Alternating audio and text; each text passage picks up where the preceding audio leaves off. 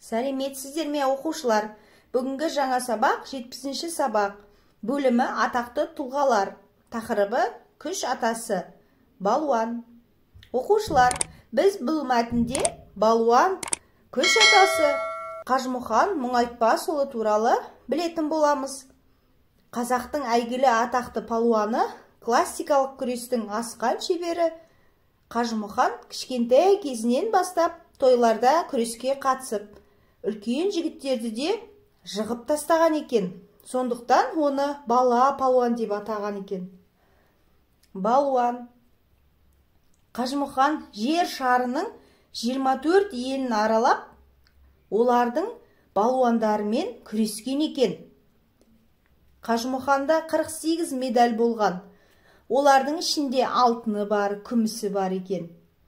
Медальдарын ені 1,5 қарыс қызыл масаты матаға тағып, оны кеудесін айналдыра асынып алатын болған. Қажымұқан 1905 жылы Қытай еліне барады. Бұл сапарға Ресейден 18 балуан қосылады. Және бұл жерде Иван Поддубный болмайды. Иван Поддубный деген Қажымұқанның досы. Қажымұқан ресейлік балуан Иван Поддубныймен бірге жүріп күреседі екен.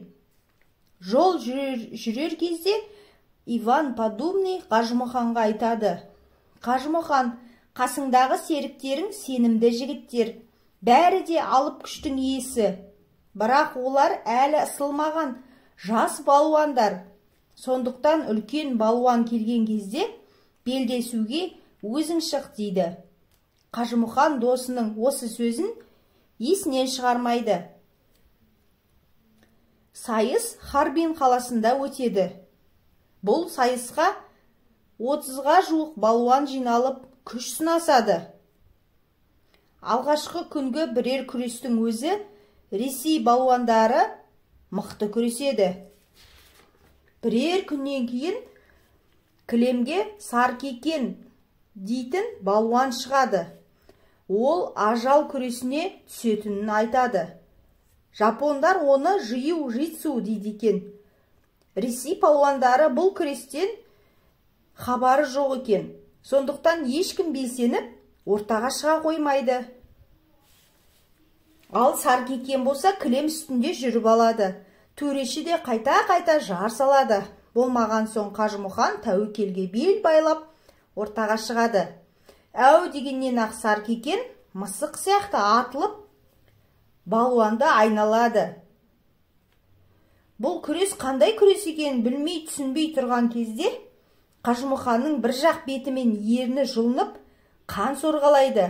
Саркекен мысық сияқты атылып тиген жерін пышақша тіліп қақайырады екен. Екінші рет қоңырау соғылған кезде Қажымұқан ашуға булығып, шындап қайратына мінеді. Денесінің ауырсынғанына қарамай, Саркекенді желкесінен бір қойып қалады. Сөйтіп жапон балуаны Саркекен жеңіледі. Цирктің іші лезде айқай шуға толып, жапондар қарсылық көрсете бастайды. Ал Ресейден келген 18 балуан ешкімді жолатпай, өздері қорқа соқтап, топтанған күйі цирктен шығып, түнгі пойызбен кері қайтады. Бәрі қуанышты. Біреуі Қажымұқанның жарақатын таңып береді. Енді біреулері сусын береді. Ал енді біреулері бетін сүртеді. 5-6 күннен соң Петерборға жетіп, Қажымұқан ауруханада емделеді. Оны ең жақсы деген дәрігер қарап, достары да қасына келіп тұрады.